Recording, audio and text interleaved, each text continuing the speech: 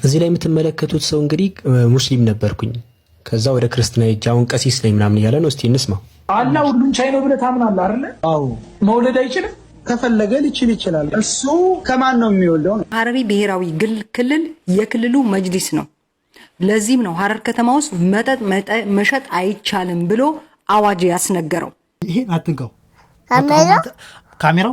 ካሜራው አይነካም። እኔ እዚህ ጋር አወራለሁኝ፣ ከዛ አንተ ማሳብ ትሰጣለህ። እሺ ጀምራ። ቆይ ይሄን እንደ አትንካው። ይሄ አሁን እንጀምራለን። እኩል ምለው አሰላሙ አለይኩም 1 2 3 አሰላሙ አለይኩም ወራህመቱላሂ ወበረካቱ። ሰላም ጤና ፍቅር በያላችሁበት ያለን ጥግ ዳር ድንበር ይደርሳናል። እንደምናላችሁ እንደተከበራችሁ የአኑን የቁም ነገር ቤተሰቦች ዛሬ እንደተለመደው በቁም ነገር አስተማሪ ወቅታዊ ቪዲዮ ተመልሰን መጥተናል። ሁላችሁም ይሄን ቪዲዮ ላይክ አድርጉ። ዛሬ ሁለት ነን ያለነው። እኔ አለሁኝ፣ ጃፋርም አለ። ጃፋር አለ? ዛሬ አብረን ነው የምንሰራው። አብረን ነው የምንቀርጸው። ዛሬ አብረን ነው የምንቀርጸው። በደስታ አብረን ነው የምንቀርጸው። በላ አወን እንነካቻል። አዎ። ለማንኛውም ስምህ ማን ነው? እንተዋወቃ። ስምህ ማን ነው? ጃፋር ማን? አቡላይ። ጃፋር አቡላይ ከኛ ጋር ነው። አቡላይ ነው። ጃፋር አቡላይ ከኛ ጋር ነው። አብራችሁን ቆዩ። ለላኔና አባን የለን አደሽ አለ ያው አለ አቋራጓለሁ። አሁን ዝም ብለህ አዳምጥ። ይሄን አዳምጥ።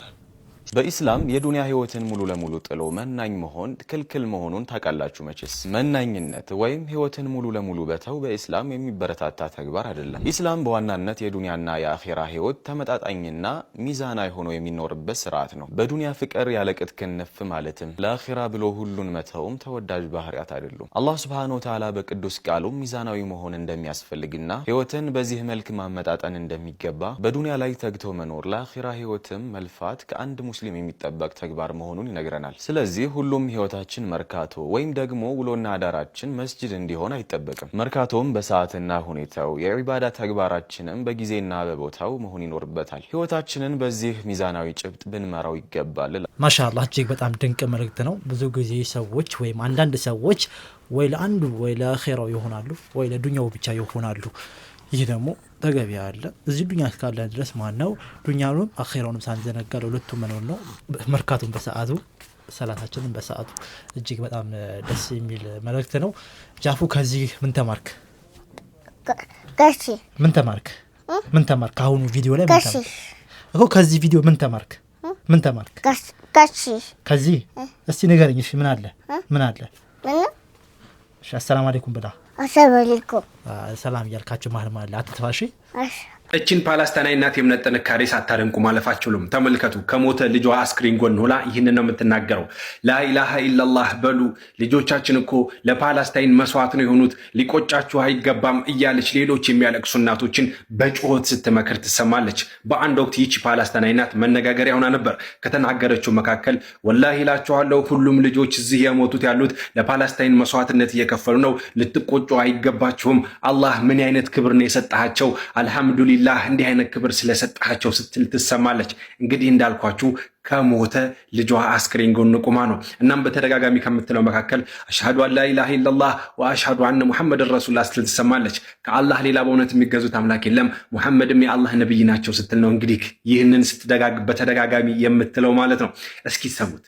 በልጃችሁ ሞት ላይ ሆናችሁ ስለ አላህ እንዲህ አይነት ምስክርነት መስጠት ስንቶቻችን በምናማረርበት ዘመን ማለት ነው። የሚገርም የእምነት ጥንካሬ ነው። እስኪ እኔ በትንሹም ቢሆን ላሳያችሁ። እናንተ ግን የፕላስ ምልክቷን መጫናችሁን አትርሱ።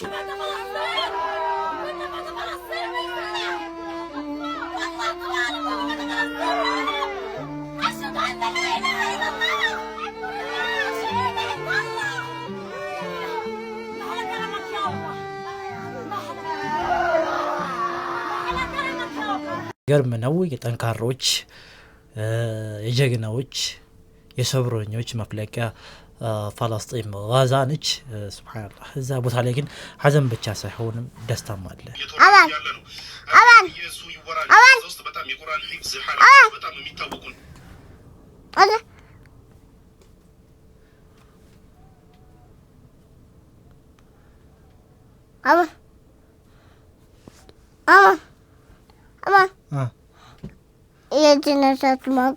ፋጡማ ጋ ምን አለ? ፋጡማ ጋ ምን ታደርጋለህ እዛ? በቃ ሂድሽ አምጣው እሱን። ይሄን ፎቶ አያችሁት እንግዲህ ይሄ ልጅ ጋዛ ውስጥ ጦርነት ሀፕን እያደረገ በጣም ባጭር ጊዜ ውስጥ ቁርአን በመሐፈዙ እየተወራለት ያለ ነው።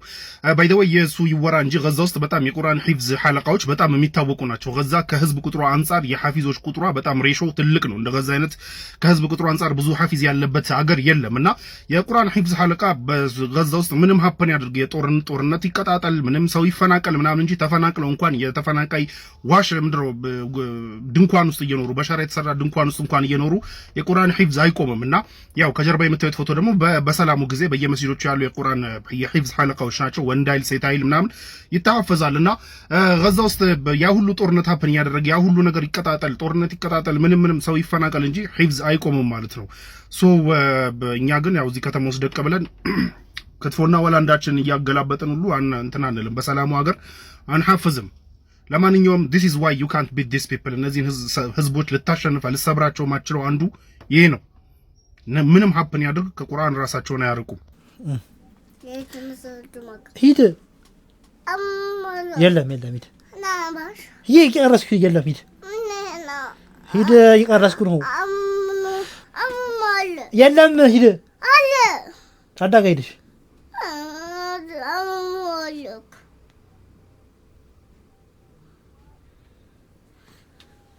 ማሻአላህ ድንቅ መረጃ ነው የሰማነው። ይህንን ህዝብ ይህንን ጀግና ትውልድ በቀላሉ የምትጥለው በቀላሉ የምገረስሰው አይደለም። በየትኛውም ሁኔታ ውስጥ ነው በጦርነትም በየትኛውም ሁኔታ ውስጥ ነው እነሱ ከቁርአናቸው አልተዘናጉም። ከዲናቸው አላህ Subhanahu Wa Ta'ala ከማመስገን አልተዘናጉም። እኛስ የሚሆነው ጥያቄው ሐረሪ ብሔራዊ ክልል የክልሉ መጅሊስ ነው። ለዚህም ነው ሐረር ከተማ ውስጥ መጠጥ መሸጥ አይቻልም ብሎ አዋጅ ያስነገረው። በአሁኑ ሰዓት ስጋ ቤቶች የተለያዩ ግሮሰሪዎች ተዘግተው ነው ያሉት። ያናስ እኔኮ አብደናል። አሁን ይቺን ያው ነጭ ኮፍያ አርጋ ምናምን ስትመጣ በቃ ይኸው ትልቅ ለውጥ የምታመጣ አይመስልም። መጠጥ ለምን ተከረከለ ብላ እኮ ነው የምትመጣው። ሐረርጌ ውስጥ ያሉት መጠጥ ቤቶች ያው ታውቃላችሁ መንግስት የሀገሩ ከንቲባ እየዘጋ ነው ያለው። ሙላዚም የዋና ከተማውን ኦርደር ይፈልጋል። በቃ ሁሌ ነገራችኋለሁ ወጣቱን ያበላሽብኛል ከተማውን እየረበሸብኝ ነው ብሎ ካሰበ ለሰላም ብሎ ካሰበ መጠጥ ቤት ይዘጋል።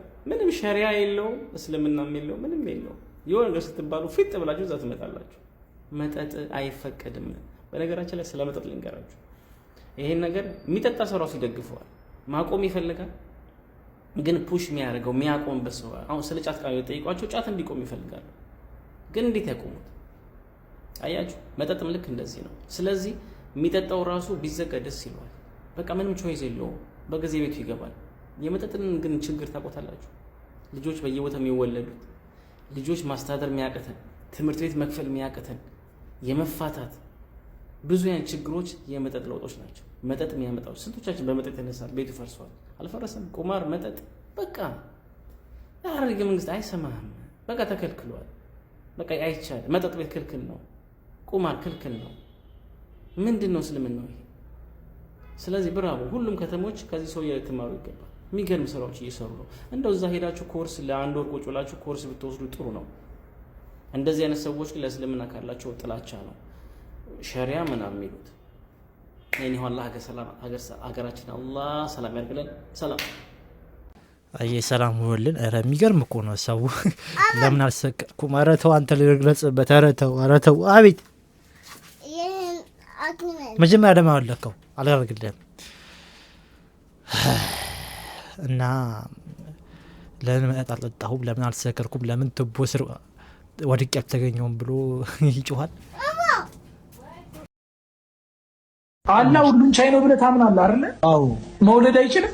ከፈለገ ሊችል ይችላል። እሱ ከማን ነው የሚወልደው? ነው ያልነበረን ሰው ወደ መኖር ያመጣ አምላክ ነው አይደል? ልጅንም ለመውለድ ለማን እርዳታ ያስፈልገዋል? መውለድ የሚባለውን ነገር ራሱ ያመጣው ራሱ አላህ ነው። አላህ ሁሉን ቻይ ከሆነ መውለድም ይችላል ብዬ አምናለሁ። መፍጠር እንደቻለ መውለድም ይችላል። አሰላሙ አለይኩም ወራህመቱላሂ ወበረካቱ። እንዴት ናችሁ? መግቢያ ላይ እንደሰማችሁት አላህ ሁሉን ቻይ ከሆነ ለመውለድ አይችልም ብሎ ሲጠይቅ ነበር። ለዚህ ነገር አጠር ያለ ምላሽ እንስጠው። በመጀመሪያ አላህ ሁሉን ቻይ ነው ሲባል መለኮታዊ ባህሪውን ለሚመጥኑ ነገራቶች ነው። ለምሳሌ አላህ መራብ፣ መጠማት ወይም ደግሞ መሞት ይችላል ወይ ወይ ብለን አንጠይቅም። ምክንያቱም እነዚህ ድክመቶች እንጂ ጥንካሬዎች አይደሉም። መውለድ ደግሞ የፍጡራን ባህሪ እንጂ የአምላክ ባህሪ አይደለም። እንዲሁ አላህ ሁሉን መፍጠር ከቻለ መውለድም ይችላል ሲል ነበር። እዚህ ጋር ያልተረዳው ነጥብ ምንድነው? በመፍጠርና በመውለድ መካከል ያለውን ትልቁን ልዩነት ነው። አላህ አንድ ነገር መፍጠር በሻ ጊዜ ሁን ይለዋል፣ ይሆናልም። ወኢዛ ቀضى امرا فانما يقول له كن فيكون ይላል። ይሄ ደግሞ የአላህ Subhanahu Wa Ta'ala ጥበብ ነው። መውለድ ግን ከአካል ላይ ቀንሶ ሌላን አካል ማውጣት ነው። አላህ በሱረቱል መርየም የዚህን አይነት ንግግር ክብደትና መጥፎነት ይነግረናል። ሱረቱል መርየም ከቁጥር 88 አንስተን ብንመለከት እንዲህ ይላል። وقالوا اتخذ الرحمن ولدا الرحمن ልጅ ያዘ ወለደ አሉ لقد جئتم شيئا إدا በርግጥ በጣም ከባድ አስከፊ ነገርን አመጣችሁ። ተካዱ ሰማዋት የተፈጠርነ منه وتنشق الارض وتخر الجبال هدا ከእርሱ ከንግግሩ ከባድነት የተነሳ ሰማያት ሊሰነጣጠቁ ምድር ልትከፈል ተራሮችም ተንደው ሊወድቁ ይቃረባሉ። እንደ አውድ الرحمن ወለዳ ለአርራህማን ልጅ አለው ብለው በመጣራታቸው ምክንያት وما ينبغي للرحمن ان يتخذ ولدا ይላል። ለአርራህማን ልጅ መያዝ መውለድ በፍጹም አይገባውም በማለት አላህ Subhanahu Wa Ta'ala ለሱ የማይመጥነውና የማይገባው አይነት ነገር እንደተናገሩ ይነግረናል ማለት ነው። እንዲሁም በግልጽ በሱረቱል ኢኽላስ ላይ ቁጥር 3 እና 4 ብንመለከት ምን ይላል? ለም የሊድ ወለም ይውለድ ወለም የኩን ለሁ ኩፉወን አሐድ አልወለደም አልተወለደምም ለእርሱ አንድም ብጤ የለውም በማለት አላህ Subhanahu Wa Ta'ala ይህን ነገር ይነግረናል ማለት ነው። ወሰላሙ አለይኩም ወሰላሙ ወራህመቱላሂ ወበረካቱ። ሹክራን እህታችን ጥሩ እና በቂ መልስ ሰጠችው። እንደዚህ አይነት እህቶች በጣም እየበዙ ነው። ጀግና እህቶቻችን አላህ ይጨምርላችሁ ማሻአላህ። ወንድሞችም እህቶችም ደግሞ ቢያንስ እንደነሱ አብራርተን መናገር ምናምን ባንቺ ትንሽ መሰረታዊ የሆነ የዲን እውቀት ሊኖረን ይገባል። አሁን ልጁ ያገኘ ጥያቄ ማለት ነው ሲጀመር ጥያቄ ወደቀ ጥያቄ በቃ ለዛው በቃ ልትመልሰው የሚገባ እንደዚህ አይነት ጥያቄ አይጠየቅም ተብሎ ራሱ ሊመለስበት የሚገባ ነበር። ምክንያቱም ፈጣሪ የተባለውን ክብር ማለት ነው ከፍጡር ጋር እያወራደረብን ያለው እንዴት አይወልድም ምናምን ይላል። በቃ እሱ ፈጣሪ ነው። እንዴት ወዴት ተብሎ የማይጠየቅ እኮ ነው። ለምን ተብሎ የማይጠየቅ ፈጣሪ ነው። አላህ በራሱ ቃል እኮ መልሱን ሰጥቶናል እኮ አልወለደም አልተወለደም ለሱ አንድም ቢጤ የለውም። በቃ ይሄ ነው እኮ መልሱ። እንዴት አይወልድም ምናምን ብሎ ሲጠይቅ ይሄን የከሸፈ ጥያቄ ሲጠይቅ እንዴት አብለ ተቀበለዋለህ? ጥያቄው ራሱ የወደቀ ጥያቄ። ያው እነሱ ጋር የፈጣሪ ክብር የሚባለው ነገር የለም። በቃ ፈጣሪያቸው ወለደ ሞተ ሽንት ቤት ገባ ወደዚህ ወደዛ ስለሚሉ የፈጣሪን ክብር ማለት ነው እንደ ተራ ነገር ስላዩት የፈለጉትን ነገር ሊናገሩ ይችላሉ። እዚህ ጋር ደግሞ አይ ቁንቁን እንደዚህ ነገር የለም በኢስላም ድንበር ይባላል፣ ቀይ መስመር ይባል ነገር አለ። ፈጣሪን እንደዚህ ለምታምን ያስብ ነገር አለ። ይሄ ነገር እዛው ሊመለስለት ይገባ ነበር። ወንድማችን ልታረም ይገባል። ከዚህ ጋር ተገናኝተን ግን ጥሩ መልስ መልሰለታል። እሱ እንደነጥብ ይዘን ለዛሬ አልፈናል። እዚህ ላይ የምትመለከቱት ሰው እንግዲህ ሙስሊም ነበርኩኝ ከዛ ወደ ክርስትና ሄጄ አሁን ቀሲስ ነኝ ምናምን እያለ ነው። እስቲ እንስማው። መሐመድ ጉልላት እባላለሁኝ። በአሁን ስሜ ደግሞ ቀሲስ ስራ አምላክ ጉልላት እባላለሁ። እስቲ እንግዲህ ይህ ሰው እንግዲህ ለምን ይሁን ደግሞ ከእስልምና የወጣው? እስቲ እንስማ። ብዙ አልማርም ነበረ። ሌሊት ነበር የምንማረው። ከ12 ሰዓት ጀምረን ነበር የምንማረው። እናቴና አባቴ በግድ ያነሱኝ ነበረ። እህቴም ከኔ ጋር ትማር ስለነበረ የጎረቤት ልጆችም ወደ መስጊድ ሲሄዱ በግድ ነበረ የሚያነሱኝ። ከሚሄድበት ቀን የማልሄድበት ቀን ይበልጥ ነበር። እንግዲህ አልሄድም ነበር አልማርም ነበር። ይሄ በጣም ሆነስት የሆነ መልስ ነው እየነገረን ያለው። አልሄድም ነበር እኔ በግድ ነበር እንትን የሚሉኝ። ኢቭን ከሚሄድበት ቀን ማልሄድበት ቀን ይበልጣል። እሺ የምትሄድበት ቀን የሄድክበት ቀን ያው ጥቂትም ቢሆኑ እነዛ ቀናት የተወሰነ ነገር አልተማርክም? በሚሄድበትም ቀን ደግሞ የመያዝ አቅሜ በጣም እጅግ የወረደ ነገር ነበረ። ሄጄ ራሱ እኔ አይዝም ነበር ጭንቅላቴ አለ። በነገራችን ላይ ብዙዎቻችሁ ተገርማችሁ ሊሆን ይችላል። እንዴት እስልምና ላይ ያለ ይሄ ሰው ፊደል እንኳን የከበደው ሰው ራሱ ይናገራል። በነገራችን ላይ ቪዲዮ ላይ የሆነ የማይገባኝ ፊደል ነበረ ምናምን ይላል። ሄዶ ክርስትና ላይ ገብቶ ባንዴ እንዴት ቀሲስ ምናምን መሆን ይችላል? ቀላል ነው ክርስትና።